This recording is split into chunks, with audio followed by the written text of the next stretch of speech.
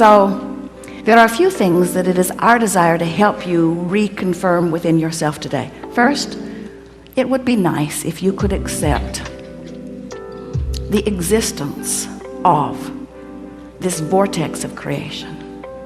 And it would be even nicer if you could see it as we see it, as your present tense of creation. So that when your friend says to you, I don't see any improvement in your life, you can stand firmly inside your vortex of creation and say, that's because it's not visible to those who are outside the vortex. And they will say, have you seen a doctor lately? And you will say there are no doctors in the vortex of creation.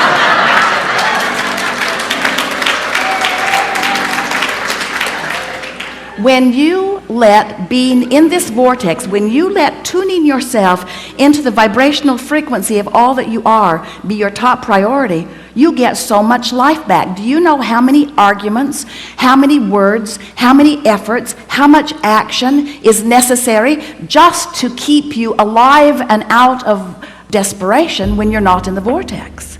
In other words, it's a big effort to live this life when you're counting on your words and your action and your effort to make it happen.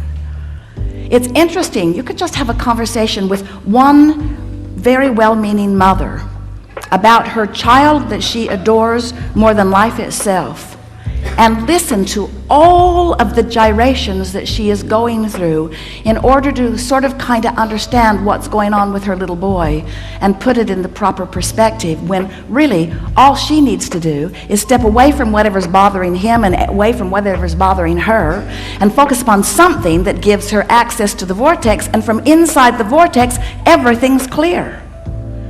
You cannot lead from behind. And if you are not in the vortex, then you have nothing to give anyone. Sometimes people say, Abraham, it seems like you teach selfishness. And we say, we really, really, really, really do. Because selfishness, let's define it. Selfishness means vibrational alignment with self. And in order to understand that, you got to know who self really is. Self is source. Self is pure positive energy. Self is worthy. Self is clear-minded. Self is healthy. Self is full of vitality. Self is eager about life. And when you are willing to be selfish, which means you are willing to mimic the vibration of self, which means you're willing to release the thoughts that hold you apart from that and practice the thoughts that cause you alignment with that, which simply means you're selfish enough to care how you feel. That's when they call it selfish. People say, oh, you're so selfish, you're pleasing you. And what they mean is, you should please me? You're selfish because you please you, and I'm not selfish because I think you should please me instead of you? There's some screwy reasoning going on. And every time it matters to you to please them instead of you, oh, it's such short-term gain. Such short-term gain. Because when you care about how someone else feels or how they are responding to you, so you behave in order to affect their response to you, you do them a very big disservice, because you teach them that through action and demand or cajole or control or power, that they can wrestle their life to the ground. And there's hardly going to be anybody as cooperative as you. Think about it. Have you ever had someone who was so cooperative they'd just do anything for you, and then they were the only one who would behave that way? So you just had that one friend? Often it was your mother. You weren't really ready for the world, were you? But when you show yourself that you have the power to come into alignment, not just with who you were before you were born, but with all that you've become ever since, not just with you and all you've become, but with Source itself. When you show yourself that by being selfish, which means by reaching for the best feeling thought you can find on whatever subject is active, when you care about being in the vortex, you care about being in concert with the energy that creates worlds. And one who's in the vortex, one who's in alignment with that energy, is more powerful than millions who are not. It's such an interesting thing to watch what goes on in your planet, because you are so good at step one. Most of you have made such a career out of step one. You sift through the data, and you know what you don't want, and you know what you do want, and you know what you don't want, and you know what you do want, and you know what you don't want, and you know what you do want, and you know what you don't want, and you know what you do want, and you know what you don't want, and you know what you do want. And sources over here, knowing what you want, being what you want, sending out a signal of what you want. Law of attraction's over here, gathering what you want, gathering what you want, gathering what you want, gathering what you want. You're over here.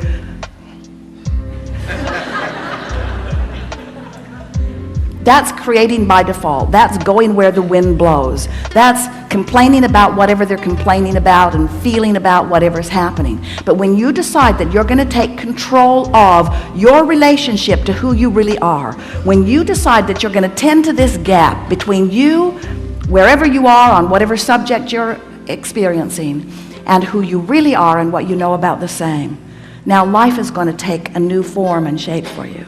You're going to feel exhilarated. You're going to feel satisfaction. Those who are watching you will see you as someone who seems to create tremendously with ease. Those who are watching you, especially those who don't really understand the power of this vortex and the power of your deliberate alignment with it, they'll call you lucky.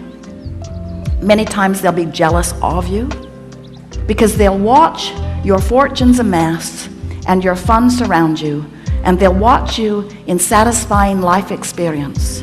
And when they say to you, "What do you know that I don't know?" the only thing that you can say to them that is of any real value to them is, "I figured out my relationship with me, and I'm constantly aware of my vibrational relationship to who I really am and what I really want. And I guide every thought I can to mesh with the wholeness that I am." I've become a deliberate thinker. I no longer create by default. I think on purpose, I speak on purpose, I act on purpose, and I don't do any of it unless I'm in the vortex. What do you mean? What's a vortex? What do you mean? What is a vortex? A vortex is a vibrational state of being that is the precursor of all positive motion forward, of all that is. It's like encapsulated, condensed, straight up source. It's pure positive energy. It's the holding tank. It's the anchor. It's the touchstone. It's the place where all dreams and wishes and hopes are held until we find vibrational alignment with them. It's the eternal pool of well-being to which each of us have added mightily along the path of our physical experience. So this vortex, it is a reality even though you can't see it, but you can feel it. You know how your dog hears things you can't hear and smells things you don't want to smell? Because your dog has more acute sensitivity to sound than you do. Sound is just vibration, and hearing is just translating it. Smelling is just translating vibration. This vortex is something that while you can't see it, and while you may not be able to hear it, when you get in the vicinity of it, you can feel the deliciousness of it. And when you are far from it, you can feel the discord of not being close to it. Do you know that everything you feel all day, every day, is nothing more than feedback about your proximity to your vortex? So when you feel really ornery, you're vibrationally speaking not near your vortex. When you feel hopeful, you're right on the brink of it. In fact, this door to the vortex, this imaginary door in Abraham's fairy tale of the vortex, this vibrational entry point is somewhere between hope and belief.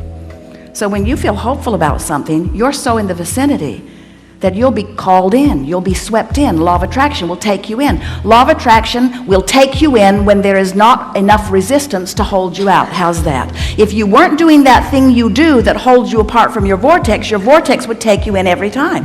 When you slumber, in you go. But you wake up right where you were when you went in. If you go to sleep in the vortex, you wake up in the vortex. If you go to sleep not in the vortex, you wake up not in the vortex. You ever had an experience where you're ornery when you go to sleep? You sleep all night, you sleep pretty good, you wake up, still ornery. So the vortex is the source of well-being, calling you home, so to speak, calling you to all that you've created. And when you are not clinging with resistance to some thought that keeps you from it, it takes you right in. So really, when we say we want you to get into the vortex, what we really mean, a much more accurate way of saying it is, we want you to stop doing that thing you do that keeps the vortex from taking you in easily. Oh, you're going, you're just not going willingly sometimes. In other words, when you croak, in you go. So wonderful to watch you die.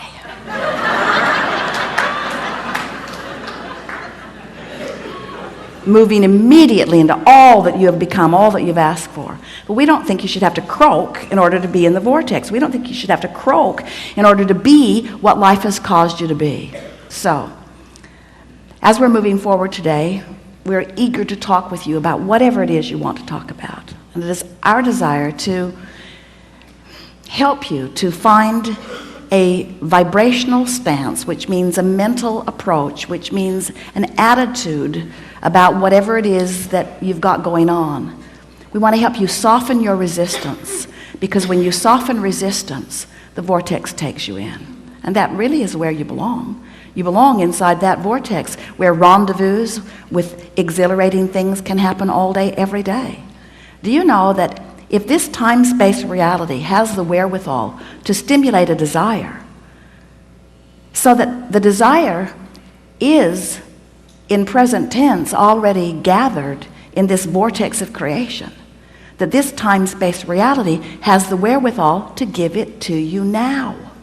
And the only reason there is a gap between you putting it in the vortex and it showing up where you and others can see it and smell it and hear it and taste it and touch it is because you've got more resistance about the subject going on than you do belief or expectation about the subject. That's all. You just got to move yourself into more expectation. So what do you want to talk about?